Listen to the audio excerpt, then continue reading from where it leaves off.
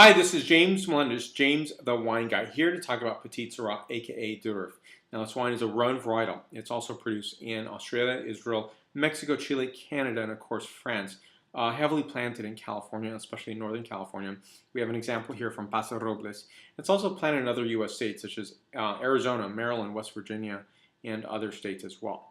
Now, and I'll bring this closer so you can see the spelling of this. I want to point this out, Petite Sirah.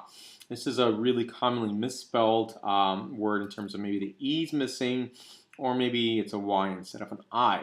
Now, the U.S. regulator for wine grape names, TTB, which is part of the U.S. Department of Treasury, has, they allow SYRH to be calling this as a grape name, which is confusing because ultimately someone might think this is a Syrah wine, and it is not.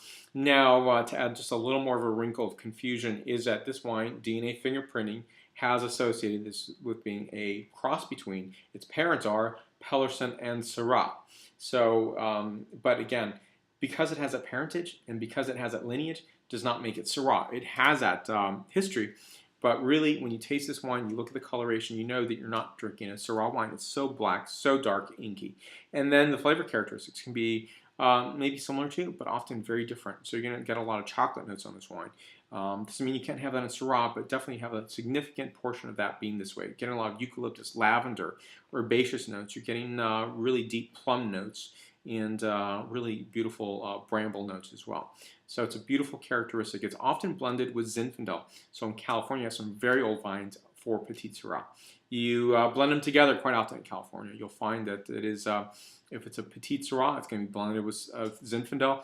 And if it's a Zinfandel, you're going to find a little splash on the end, often of Petite Sirah. Not always, but quite often. So I look forward to tasting this wine with you in another video, and look forward to doing more videos on just individual varietals to talk about them, give them some context. So for more wine reviews, please go to jamesthewineguy.com.